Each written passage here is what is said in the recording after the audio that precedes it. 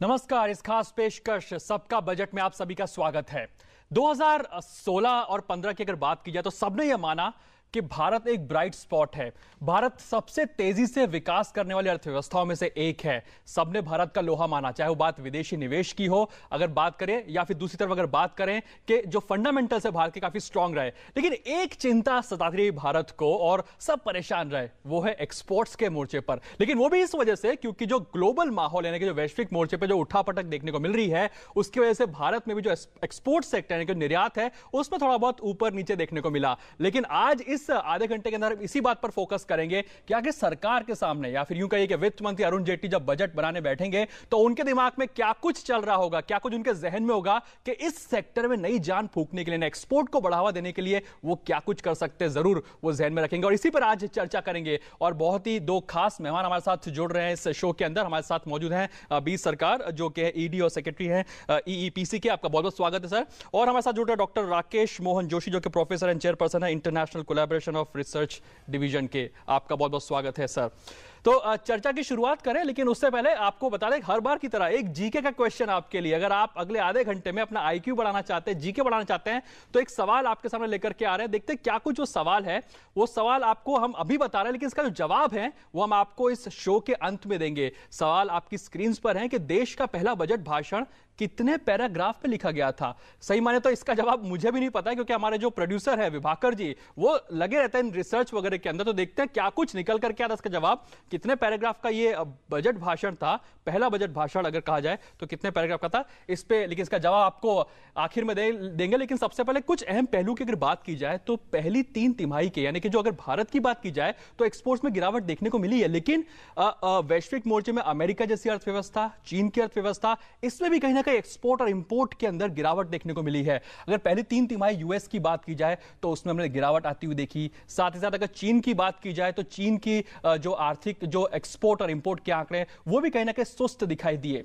लेकिन अगर अब भारत की हम बात करें तो 30 सेक्टर जो भारत के हैं उसमें से दिसंबर के अंदर देखा जाए तो 15 सेक्टर में गिरावट दर्ज की गई है। 15 सेक्टर नेगेटिव एक ट्रेंड दिखा रहे हैं इस समय पर। दिसंबर में भारत का निर्यात में लगभग 15% के आसपास की गिरावट आई है। लेकिन जो फार्मा सेक्टर को छोड़ा जाए, केमिकल्स और रेडीमेड गारमेंट्स की बात की जाए तो उसमें थोड़ी बहुत बढ़त जरूर देखने को मिली। लेकिन जो हैवी वेट्स हैं इस एक्सपोर्ट सेक्टर के, जैसे माना जाता है, जैसे कि James and jewellery, engineering goods, petroleum उत्पाद, इन तमाम सेक्टर्स के अंदर अच्छी खासी गिरावट देखने को मिली है। तो यही आज का एजेंडा हमारा रहेगा। लेकिन दोनों से एक व्यू लेना जरूर चाहूंगा कि ये हम सब मान रहे हैं। सरकार साहब आपके पास आना चाहूंगा कि जाहिर सी बात है कि एक्सपोर्ट का सूरत काफी खराब है, ऑक्सीजन मांग रहा है लगातार एक्सपोर्ट सेक्टर।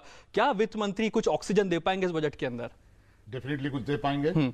एक बात मैं ये कहना चाहूंगा, इंजीनियरिंग सेक्टर में अराउंड 15% गिरावट आई है पहला 9 महीना में। लेकिन ये जो गिरावट है इसका कारण अगर अनुसंधान करें तो अब दिखाई पड़ेगा क्या ये गिरावट जो है ये डिमांड घटा नहीं, प्राइस घटा है। क्योंकि अभी तेल का प्राइस घट गया, अभी स्टील का प्राइस घट गया, ऑटोमेटिकली फिनिश प्रोडक्ट का भी प्राइस घट गया। डिमांड का बात करें तो हम लोग देखेंगे क्वांटिटी वाइज इतना गिरावट नहीं है जितना वैल्यू वाइज गिरावट। डिमांड इंटैक्ट है, लेकिन आपकी जो वॉल्यूम से वैल्यू की बात की जाए उसमें कहीं ना कहीं गिरावट आई है। जी आपके पास आना चाहूंगा सर। इस समय पे कई देश ऐसे भी हैं इस माहौल के अंदर जो कि एक अच्छी खासी बढ़त बनाए हुए। जो हमारी रिसर्च टीम है उन्होंने बताया कि वियतनाम जैसा देश हो गया, बांग्लादेश जैसा देश हो गया, वो इस उठापटक के माहौल के अंदर भी अच्छे एक्सपोर्ट्स नंबर दे रहा है। वियतनाम तो अब यह माना जा रहा है कि कहीं चाइना को मैन्युफैक्चरिंग के मामले में पछाड़ ना दे। तो क्या भारत को या फिर वित्त मंत्री जब बजट बनाएंगे तो ऐसी कुछ चीजों को भी ऑब्जर्व करेंगे कि ऐसी वहां की कुछ पॉलिसीज को या भारत में इंप्लीमेंट किया जा सके? नहीं, देखिए उसके ऊपर इतना परेशान होने की जरूरत नहीं है, क्योंकि Vietnam comes with a very low base of export in compare to India. तो एक तो ये बात है, और दूसरा ये है कि भारत के अंदर मैन्युफैक्चरिंग जो हम एक्सपोर्ट करते हैं basically more or less they are the commodities that we export. तो उसके अंदर मेजर आइटम के अंदर जैसे आप देखिए पेट्रोलियम है, so you know petroleum exports there has been a fall because of China को कैसे ट्रीट किया जाएगा फॉर दैट मैटर? क्योंकि चाइना माना जा रहा है ग्लोबल हब है, एक्सपोर्टर्स ये भी डिमांड कर रहे हैं कि चाइना के साथ एफटीए साइन होना चाहिए। तो चाइना को जो एक्सपोर्टर्स हैं या फिर जो भारत है किससे ट्रीट किया जाए कि एफटीए साइन, क्योंकि माना जा रहा है कि काफी ज्यादा उसके अंदर एक ग्रोथ के ऑप्शंस आते हैं चाइना के साथ में। तो चाइना को कैसे ट्रीट किया जा सकता है इस समय पर? नहीं, एफटीए के अंदर अगर आप देखोगे कि अभी तक भारत ने जो एफटीए साइन किए हैं तो मोस्ट एफटीएज के अंदर इंपैक्ट पॉजिटिव नहीं हुआ है, ये तो आपने देखा है। और दूसरा एफटीएज के साथ प्रॉब्लम ये है कि basically we should be able to import the raw material rather than importing the finish goods. ठीक है। एफटीएज के अंदर प्रॉब्लम हमारी अभी तक ये हुई है कि जिसको इन्वर्टेड ड्यूटी स्ट्रक्चर हम कहते हैं कि फिनिश गुड्स के ऊपर तो ड्यूटी कम है, रॉ मटेरियल पे ज्यादा है। इसलिए आप देखिए कि पिछले फाइनेंशियल ईयर में 7.4% जो है उसका शेयर था, specially the electronic and electric items. China के अंदर बेसिकली जो इंडिया चाइना की प्रॉब्लम ये है कि we are importing basically from China the manufactured goods, the consumer electronics, the electrical goods, the capital goods, what we are exporting to China. China को हम जो चीज एक्सपोर्ट कर रहे हैं उसके अंदर कॉटन है, उसके अंदर स्पेशली कॉपर है, we are exporting commodities. So there is a global slump in the commodities in the international market. जो और इसलिए इंडिया की जो प्रॉब्लम है, unless we focus on the manufacturing goods, और मैन्युफैक्चरिंग में जहां तक सवाल है कि जैसे मोदी जी की जो स्कीम थी प्राइम मिनिस्टर की make in India, I think we need to make this scheme successful in case India want to compete in the international market. तो मेक इन इंडिया को हमें कहीं ना कहीं फोकस करना चाहिए, बिल्कुल। और उसको एक मैन्युफैक्चरिंग, अगर हमको भारत को हब बनाना है तो मेक इन इंडिया पे हमें खास फोकस करना चाहिए। चलिए अब बजट यात्रा की शुरुआत कर लेते हैं। आपको पता ही है इसके बारे में कि हमारे जो संवाददाता है देश भर के अंदर भ्रमण कर रहे हैं, वहां से आपके लिए कहीं ना कहीं कुछ ना कुछ ऐसी स्टोरीज लेकर के आ रहे हैं। सीधे आपको जैसे सूरत ले चलते हैं। सूरत का जो डायमंड पॉलिशिंग उद्योग है दुनिया की मंदी से अछूता नहीं रहा है। मांग कम होने से निर्यात के जो बीते साल में भी कमी देखने को मिली है। तो बजट यात्रा में इसको भी दिखाएंगे, साथ ही जयपुर भी आपको लिए चलते हैं, वहां पे देखते हैं कि क्या कुछ जेम्स एंड ज्वेलरी का सूरत हाल है। ये दोनों आपको यहां पे दिखाते हैं।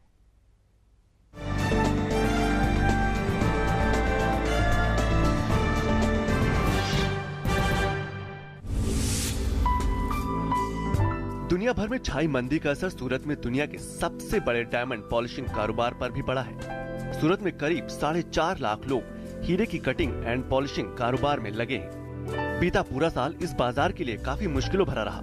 करीब 350 छोटी कंपनियों को अपना कारोबार तक बंद करना पड़ा। हीरे के कारोबार की चमक वापस लाने के लिए आगामी बजट से कारोबारियों को उम्मीद है कि इजराइल, दुबई और बेल्जियम की तर्ज पर इस सेक्टर के लिए टर्नओवर पर ही टैक्स लगाने की सुविधा हो, ताकि कर्मचारियों के लिए जिंदगी आसान हो जाए। बजट से अपेक्षा है कि जो रत्न कलाकार के लिए कोई योजना निकालनी चाहिए, जो भविष्य में किसी भी तरफ से कोई मंदी होगी तो डायमंड में इंडस्ट्री में जो बेरोजगार होगा तब उसको जरूरतमंद को फायदा मिले, ऐसी योजना निकालनी चाहिए।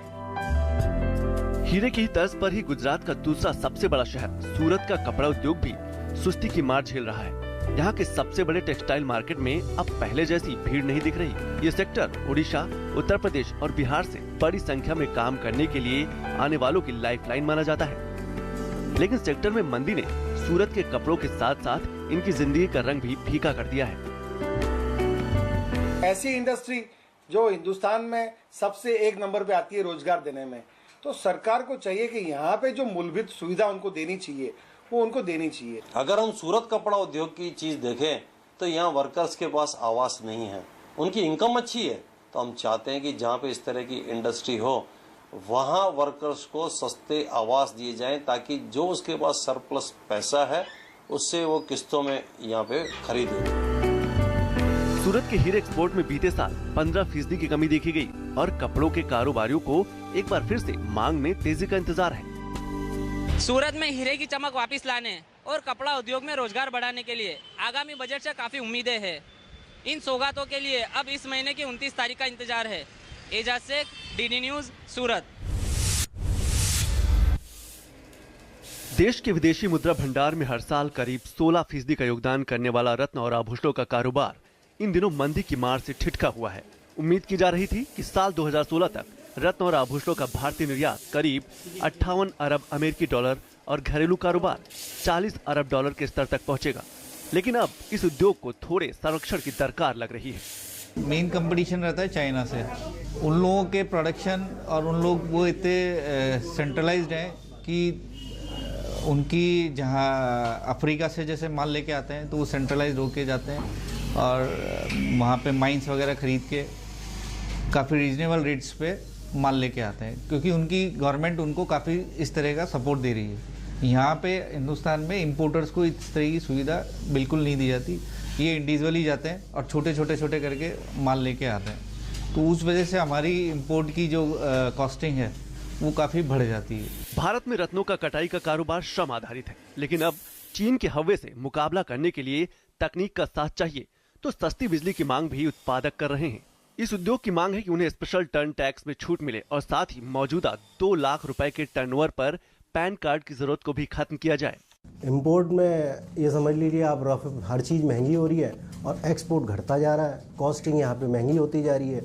चाइना की तरफ आदमी भगता जा रहा है क्योंकि चाइना के प्रोडक्शन फास्ट है, वो मशीन मेड है, वहाँ पे इजी चीज़ें हैं, उनका प्रोडक्शन कॉस्टिंग प्रोडक्शन भी बहुत काफ़ी कम है, वो अपने से कंपटीशन कर रहे हैं। रत्न निर्यातकों का मानना है कि निर्यात को बढ़ावा देने के लिए बाहर से आने वाले तैयार आभूषणों पर मौजूदा आयात शुल्क को बढ़ाकर 20 से 25% तक किया जाए। रत्न और आभूषण उद्योग मेक इन इंडिया का सबसे बेहतरीन उदाहरण है, क्योंकि अफ्रीका के कई देशों से कच्चा माल लाकर ये लोग यहाँ पर उसे तैयार करते हैं और दुबई जैसे देशों को इसे भेजते हैं। लेकिन मंदी के दौर में उस उद्योग को जरूरत है कुछ सहारे की, सस्ती बिजली की और थोड़े सपोर्ट की। कैमरामैन आरके के साथ Manjeet Thakur, DD news, Jaipur.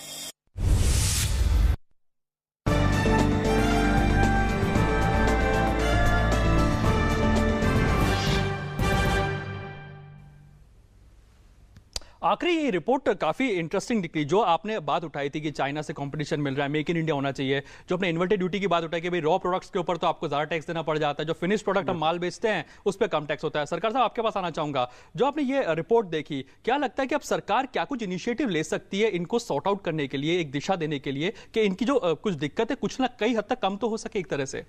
India में सबसे बड़ा समस्या इंजीनियरिंग इंडस्ट्री में है, जो रॉ मटेरियल है वो बहुत महंगा है। तो हमारे तरफ से एक मुद्दे ये है, जो रॉ मटेरियल में जो टैक्स है सबसे लो होना चाहिए, इंटरमीडिएटरी में medium tax and finish product में ज्यादा। इंडिया में आई एग्री विथ हिम कि इंडिया में काफी चीज इसका उल्टा है। तो हम लोग उल्टा यहाँ ये सेफगार्ड ड्यूटी बढ़ा रहे हैं, मिनिमम इंपोर्ट प्राइस का बात कर रहे हैं। तो इसमें आपका रॉ मटेरियल जो स्टील है उसका प्राइस इंडिया में बढ़ते जा रहा है। ठीक है, एक तो ये इशू है। देन ऑन एसीजेड में मैट का ठीक है से बाहर हटना है। ये आपने इंपॉर्टेंट पॉइंट उठाया, आपके पास आना चाहूंगा। देखिए ज्वेलरी सेक्टर जो है हमारे लिए अत्यधिक इंपॉर्टेंट है and we need to protect specially the skill and craftsmanship of the people what you have shown in Surat. Incidentally out of 12 diamonds polished in the world 11 are polished in India and out of all those 11 the 70-80% 90% are processed in Surat is extremely important. I think and the skill developed by these people have come through generations and we need to protect them. What I told you earlier is, I am one is, in export we have got certain provisions wherein you get the duty refund in case the duty is being paid. But what is very important is the hassles of the process has to be reduced. Or China or दूसरा electricity. One is the Joshi ji, मैं उसी सवाल पे आ रहा था कि जब service tax जब आपको रिफंड ही होना है, टैक्स आपका रिफंड ही होना है, तो वो लिया ही क्यों जाता है? तो एग्जेम्पशन देने की लगातार एक्सपोर्ट सेक्टर मांग कर रहा है। आप एक्सपोर्टर से बात करोगे तो सारे exporter you meet any of these export organisation को कहेंगे हमको ड्यूटी रिडक्शन कर दो, हमको टैक्स एग्जम्पशन कर दो। But I am personally not in favour of reduction और the taxation. If you want, the exporter of India don't need any subsidies. Exporter of India don't need any reduction. They need an environment where they can function. ठीक है, बिल्कुल बिल्कुल आपके point पे आऊंगा ना कि आप स्किल डेवलपमेंट की भी बात करें कि स्किल को प्रोटेक्ट करना है, मेक इन इंडिया की बात करें, दो इंपॉर्टेंट पॉइंट है, और ईज ऑफ डूइंग बिजनेस की भी बात कर रहे हैं। ये इस मुद्दे पे हम आएंगे आगे भी, लेकिन हम अब जरा चेन्नई और श्रीपेरुम्बदूर चल लेते हैं और वहां पे देखते हैं कि जो चमड़ा उद्योग है और जो कि ऑटो इंडस्ट्री है उसकी क्या कुछ उम्मीदें हैं इस बार वित्त मंत्री अरुण जेटली से। भारत दुनिया का दूसरा सबसे बड़ा चमड़े के जूते और रेडीमेड कपड़े बनाने वाला बाजार है। अगर दुनिया भर में चमड़े के उत्पाद की बात करें तो भारत का योगदान 10% है। एमएसएमई को इस क्षेत्र की रीढ़ माना जाता है और इसमें से 80% योगदान एमएसएमई सेक्टर का होता है। चमड़े का उत्पादन भारत में लगभग $11 बिलियन के करीब है और निर्यात के लिहाज से यह एक महत्वपूर्ण सेक्टर माना जाता है। एक अनुमान के मुताबिक भारत के चमड़े के निर्यात में अगले 5 साल में 24% की बढ़ोतरी की उम्मीद है। हालांकि हाल की वैश्विक आर्थिक उठापटक के बीच भारत के लिए निर्यात के मोर्चे पर इन आंकड़ों को हासिल करना काफी मुश्किल दिखाई दे रहा है। Work is going towards that through the Mudra Bank.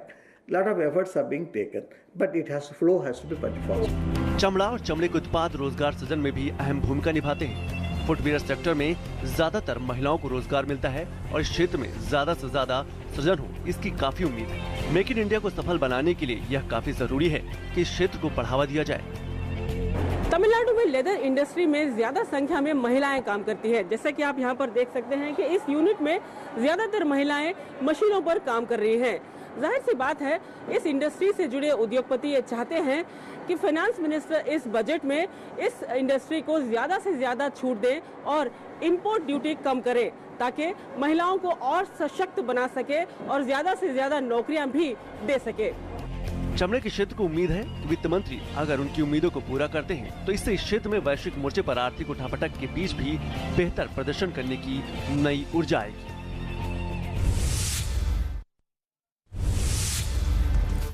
Sriperumbudur Chennai का बाहरी इलाका है। ये शहर कुछ सालों पहले तक धान के खेत से पटा रहता था। इसके बाद कोरिया की कंपनी हुंडई ने यहाँ कदम रखे। यहाँ कार बनाने के लिए पार्ट्स आयात किए जाने लगे, कार असेंबल होने लगी और धीरे धीरे श्रीपेरुम्बदूर से कारों का निर्यात होने लगा। साथ ही कार यहाँ बनने भी लगी। यहाँ अब ऑटोमोबाइल की 300 छोटे बड़े कारखाने हैं और यहाँ 30,000 कुशल लोगों को सीधे रोजगार भी दे रहे हैं। यहाँ कुछ दूरी पर ही फोर्ड मोटर का भी कारखाना है। कुछ साल पहले तक यहाँ कारें आयात की जाती थी, लेकिन अब स्थिति बदल चुकी है और अलग अलग कई मॉडल की कारें निर्यात की जाती हैं। श्रीपेरुम्बदूर अब इलेक्ट्रॉनिक्स और उड्डयन क्षेत्र के उद्योगों का भी केंद्र बन चुका है। यही वजह है कि चेन्नई एयरपोर्ट के साथ ही श्रीपेरुम्बदूर में भी एक हवाई अड्डे की मांग जोर पकड़ रही है। श्रीपेरुम्बदूर की तरक्की को पंख दिए पिछले कुछ सालों में सरकार की नीतियों ने। इसके बाद से आर्थिक प्रगति ने यहाँ कमान संभाल ली।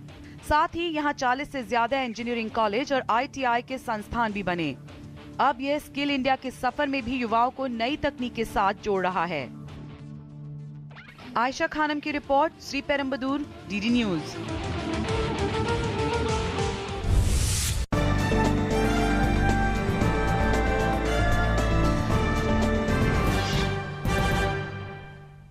काफी बेहतरीन रिपोर्ट आयशा ने वहां से भेजी है। लेकिन आपके पास आना चाहूंगा सरकार साहब, हम लोग एक MSME सेक्टर की भी बात कर लेते हैं। छोटे उद्योग होते हैं लेकिन सपने बड़े होते हैं, हिम्मत बहुत बड़ी होती है कि बिजनेस करने उतरते हैं। लेकिन जब FTP आई तो ये काफी मांग कर रहे हैं कि इंसेंटिव्स दिया जाए, मार्केटिंग इनके लिए बहुत बड़ा चैलेंज हो जाता है। क्या लगता है कि इन पॉइंटर्स को भी कहीं ना कहीं इंक्लूड करना चाहिए था FTP के अंदर, के कुछ इंसेंटिव्स मिले, या फिर जो एक्सपोर्ट डेवलपमेंट के लिए जो एक फंड बनाने की बात की जा रही है, ये सब कुछ इनिशिएटिव भी आते हुए दिखाई देंगे?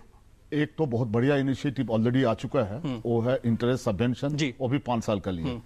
पहले बड़ा छोटा छोटा टाइम का लिया था, अभी 5 साल का लिए। लेकिन ये MEIS स्कीम जो आया था इंसेंटिव, ये इसमें group A, group C, group B करके कैटेगराइज करके और टैरिफ लाइन भी काफी लिमिटेड कर दिया गया। अब जब एक्सपोर्ट का पोजीशन इतना खराब है, जब सारे global economy is in turmoil, पता ही नहीं है कौन सा चीज एक्सपोर्ट होगा, कौन सा नहीं होगा। जोशी जी, जैसे ये बता रहे हैं कि जो कैटेगराइजेशन की बात की जा रही है कि ए वाली कंट्रीज थी B में चली गई, तो B की थी C में चली गई, डिग्रेडेशन हो गया काफी ज्यादा। इसको भी कहने के दुरुस्त करने का, हालांकि FTP है अब तो इसमें कुछ चेंजेस अब नहीं होंगे, लेकिन क्या कुछ दिशा दी जा सकती है इसको? FTP, this is a thing which is to be dealt in the FTP. What is very important for the exporters that you have shown in Chennai, especially the smaller exporters, India contains the largest population of cattle on the earth. So you should export the high quality leather, but हम leather market के लो and में उसमें value addition की बहुत कमी है। इसलिए मुझे लगता है कि इस बजट में जिस चीज को हमको फोकस करना है वो है product innovation, product development and support to the exporters in their marketing effort. चलिए, तरीका मार्केटिंग अभी करने की काफी ज्यादा जरूरत है, जो MSME काफी मांग भी करता है। एक फंड बनाने की भी बात की जा रही है, उम्मीदें भी इनकी है। चलिए जोशी जी और सरकार साहब, आप दोनों के लिए रैपिड फायर आने की शुरुआत हो रही है। आप तैयार हो जाइए, कमर कस लीजिए, क्योंकि आपको जवाब बहुत संक्षिप्त देना होगा। पहला सवाल जोशी जी आपके लिए आता हुआ कि वित्त मंत्री अरुण जेटली क्या कुछ कर सकते हैं इस समय पर, अगर बात की जाए एक्सपोर्ट सेक्टर को बढ़ावा देने के लिए, क्या कुछ चल रहा है उनके दिमाग में? सबसे इंपॉर्टेंट ये है कि कॉम्पिटिटिवनेस बढ़ाने के लिए उनको इंफ्रास्ट्रक्चर के ऊपर ध्यान देना होगा, एक्सपोर्ट रिलेटेड इंफ्रास्ट्रक्चर पे ध्यान होगा। अगला सवाल आपके लिए सरकार साहब आता हुआ कि जो युआन का डिवैल्यूएशन हो रहा है लगातार, चाइना से कंपटीशन मिल रहा है लगातार भारत को, कई लोग बात भी कर रहे हैं, इसको लेकर के क्या कुछ किया जा सकता है इस बजट के अंदर? इंडिया का in the scale of production India कभी चाइना से ऊपर नहीं था। इंडिया का कॉम्पिटेंसी है tailor made production, made to order. ठीक है, इसमें इंडिया अभी भी चाइना से आगे रहेगा। चाइना से आगे। चलिए, लेकिन अब अगला सवाल कि क्रेडिट को लेकर के काफी समस्या आती है, क्रेडिट आसानी से उपलब्ध हो सके, इसके लिए क्या कुछ किया जा सकता है? जोशी जी आपके पास में। नहीं, इसके प्रोसीजरल बॉटलनेक्स को दूर करना होगा, जिससे इंडिया की ईज ऑफ डूइंग बिजनेस में बढ़ेगी, जो हमारी ईज ऑफ डूइंग बिजनेस पे फोकस करना होगा। अगला सवाल आपके लिए आता हुआ जो एमएसएमई सेक्टर से ही जुड़ा हुआ है कि इस क्षेत्र को बढ़ावा देने के लिए एक वो बड़ी पॉइंट क्या हो सकता है, बड़ा पॉइंटर कि वो किया जा सके? एक बड़ी पॉइंट है, बहुत दिन से जो पेंडिंग है, एमएसएमई का डेफिनेशन का सुधार कर एमएसएमई का अभी खाली 10 करोड़ रुपया में लिमिट होता है, जो बहुत ही कम आंकड़े हैं, उसको कम से कम 25 से 30 करोड़ कर दिया जाए। चलिए, अब अगला सवाल भी एक और ले लेते हैं जो कि आपके लिए आ रहा है जोशी जी, की जो एक्सपोर्ट डेवलपमेंट फंड बनाने की बात की जा रही है लगातार, वो क्या लगता है इस बजट में कुछ रियलिटी साबित होता दिखाई देगा? जो कि बात करें 0.5% 1% हो सकता है एक्सपोर्ट का पूरे जो आपका होता है। ये निश्चित रूप से बनना चाहिए, और मुझे लगता है कि निश्चित रूप से इससे एक्सपोर्टर्स को फायदा होगा। एक्सपोर्टर्स को फायदा को किया, इसका जो पैसा है वो इस्तेमाल किया जाएगा डेवलपमेंट के लिए, जो ईडीएफ के बारे में आपको बता दें, लेकिन उसको निश्चित रूप से एक्सपोर्ट पे ही इस्तेमाल हो, दूसरी गतिविधियों में ना चला जाए, जिससे फंड डाइल्यूट हो जाए। ठीक है ना, कि पूरा एक्सपोर्ट पे इसका फोकस होना चाहिए। चलिए, तो ये कुछ इंपॉर्टेंट पॉइंटर्स थे जो हमने इस समय पे लिए। रैपिड फायर आप दोनों ने बहुत बखूबी से जवाब दिए इसके, लेकिन हाँ, अब रैपिड फायर में आखिरी सवाल भी ले लेते हैं कि एसईजेड को बढ़ावा देने के लिए क्या कर सकते हैं वित्त मंत्री इस समय पर? एक ही चीज, मैट का एसईजेड का ऊपर नहीं लागू करना चाहिए, मैट लागू नहीं करना चाहिए। ठीक है, ये इंपॉर्टेंट। ठीक है, ठीक है। अब आखिरी सवाल भी अब ले ही लेते हैं, जो ये सवाल है कि जो सर्विस टैक्स है उसको लेकर के सरकार क्या कुछ कर सकती है? रिफंड इजी बनाया जाए, एग्जम्पशन दी जाए, क्या कुछ किया जाए? मेरा हिसाब से रिफंड की बजाय इसके अंदर अगर एग्जम्पशन होगा तो ज्यादा। तो एग्जम्पशन नहीं करते, रिफंड में इतना वर्किंग कैपिटल रखने की जरूरत ही क्या है? बिल्कुल ठीक है, इंपॉर्टेंट पॉइंट आपका कि मतलब वर्किंग कैपिटल को क्यों ब्लॉक करके रखना, उसको एग्जम्पशन ही दे दिया जाए ताकि एक्सपोर्ट सेक्टर को भी फायदा हो सके। चलिए, आप दोनों इस शो में आपका बहुत बहुत शुक्रिया। लेकिन हाँ, जो हमने आईक्यू का सवाल शुरुआत में पूछा था आपसे कि जो बजट है, बजट का जो पहला बजट आया था वो कितने पैराग्राफ का था, ये जवाब मुझे भी नहीं पता, जानने की कोशिश करते हैं, देखते हैं क्या कुछ इसका जवाब है। अगर जवाब को समझने की कोशिश करें तो ये जो पहला बजट था ये था कुल मिलाकर के कितने पैराग्राफ का था, ये सवाल हमने आपसे शुरुआत में पूछा था कि जो पहला बजट जो कि षणमुखम चेट्टी ने, जो वित्त मंत्री ने पेश किया था, 39 पैराग्राफ का ये बजट माना जा रहा है जो कि पहला बजट था, और ये 39 पैराग्राफ्स का था। तो अगर कोई जीके का सवाल ऐसा आप फेस करते हैं तो ये जवाब आप दे सकते हैं। काफी इंटरेस्टिंग ये रिसर्च निकल करके आई है। बहरहाल, इस शो को इस समय समाप्त करने का समय आ गया, लेकिन सरकार जी आप इस शो पर आए, आपका बहुत बहुत शुक्रिया। साथ ही साथ जोशी जी आप इस शो पर आए, जो कितना सिंप्लीफाइड वे में आपने समझाने की कोशिश की इतने कम समय में, आप दोनों का ही बहुत बहुत शुक्रिया। तो आज के इस अंक में इतना ही। सबका बजट उम्मीद यही कर रहा है इस समय पे कि जो एक्सपोर्ट सेक्टर है जो लगातार मार झेल रहा है, क्योंकि वैश्विक मोर्चे पे काफी ज्यादा उठापटक चल रही है, काफी जो उम्मीदें लगा बैठा है, उम्मीद यही की जा रही है कि शायद वित्त मंत्री अरुण जेटली इस बजट में कुछ ऐसा करे कि इस क्षेत्र के अंदर नई जान फूंकी जा सके। कल 7:30 बजे फिर से आपसे मुलाकात होगी एक नए विषय के साथ में। वो सेक्टर कौन सा होगा जिस पे हम फोकस करेंगे, इन तमाम सेक्टर पे हम लगातार जो बात कर रहे हैं, इन मुद्दों पे हम बात करते रहेंगे। कल फिर से आप 7:30 बजे हमारे साथ जुड़ेगा। तब तक के लिए मुझे दीजिए इजाजत। नमस्कार।